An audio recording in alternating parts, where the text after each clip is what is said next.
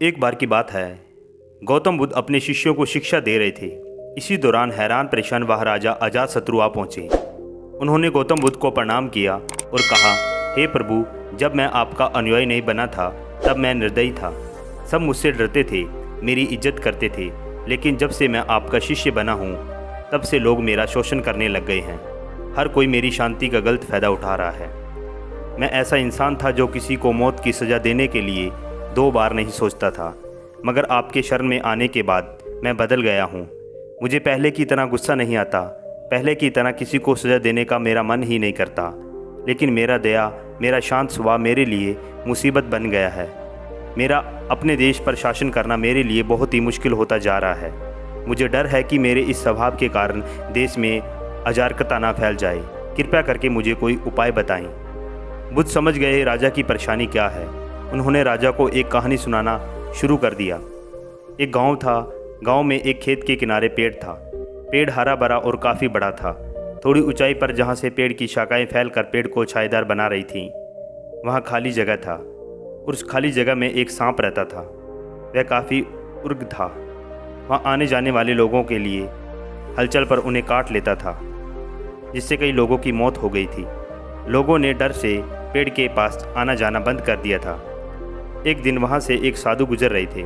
उन्होंने इस खूबसूरत पेड़ को देखा। उन्होंने सोचा क्यों ना आगे बढ़ने से पहले इसकी छाया में ध्यान लगाया जाए। साधु को उस पेड़ की तरफ जाता देख एक किसान ने उस सांप के बारे में चेतावनी दी, लेकिन साधु एक मुस्कान के साथ पेड़ की तरफ आगे बढ़ गए। साधु जैसे ही पेड़ के नीचे ध्यान लगाने बैठे, वैसे ही सांप गुस्से से फुफकारे मारता हुआ उस छेद से बाहर आ गया। सांप बिल्कुल काटने के लिए तैयार था। तभी साधु ने सांप की आंखों में देखकर मंत्र का जाप शुरू कर दिया। मंत्र के जाप से सांप में बात करने की शक्ति आ गई। सांप ने कहा, यहाँ आने की किसी की हिम्मत नहीं होती। मनुष्य, क्या तुम्हें मुझसे डर नहीं लगता? क्या तुम नहीं जानते हो ये मेरा इलाका है? साधु ने कहा, मुझे किसी चीज़ से डर नहीं लगता। इसमें डरने वाली क्या बात है? मैं मौत से नहीं डरता, मैं जीने की इच्छा भी नहीं रखता हूँ। फिर भला मुझे तुमसे क्यों डरना चाहिए? बल्कि तुम जरूर डरते हो, इसलिए तुम लोगों को काटते हो। तुम्हें डर है लोग तुम्हें मार देंगे। सांप हैरान था। वह कभी ऐसे इंसान से नहीं मिला था जिससे उसे डर नहीं लगता हो। उसकी मुलाकात जब भी किसी से हुई, लोग मौत के डर से उसे मारना चाहते थे या मौत के डर से उसे भगाना चाहते थे। सांप साधु के पैरों में लिपट कर बोला, आप सच कह रहे हो।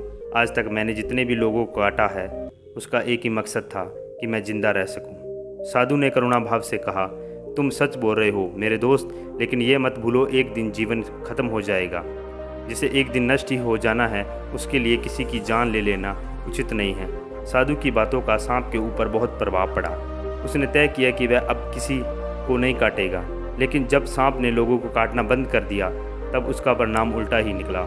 लोग अब उसके साथ खिलवाड़ करने लगे, उसे चोट पहुंचाने लगे, जिससे सांप अक्सर चोटिल और घायल हो जाता था।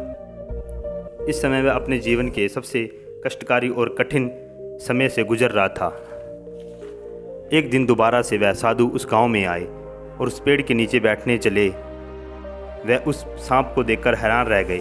उन्होंने सांप से पूछा, तुम्हारी हालत इतनी दयनीय कैसे हो गई? तब सांप ने जवाब दिया, मैं आपके बात से प्रभावित हुआ था। मैंने तय किया था कि मैं किसी को नहीं काटूंगा। तब से लोगों ने मुझे चोट पहुंचाना शुरू कर दिया। साधु ने सांप से कहा, तुम मेरी बातों का गलत मतलब समझ बैठे। मैंने तुम्हें काटने से मना किया था, लेकिन अपनी आत्मरक्षा में फुंफारे मारने के लिए मना नहीं किया था। ये कहानी राजा अजातशत्रु को सुनने के बाद बुद्ध ने राजा से पूछा, आपने भी मेरे तो उपदेश का गलत मतलब निकाल लिया है। आप क्रूर स्वभाव के त्याग करो, लेकिन अपने कर्तव्य को मत भूलो।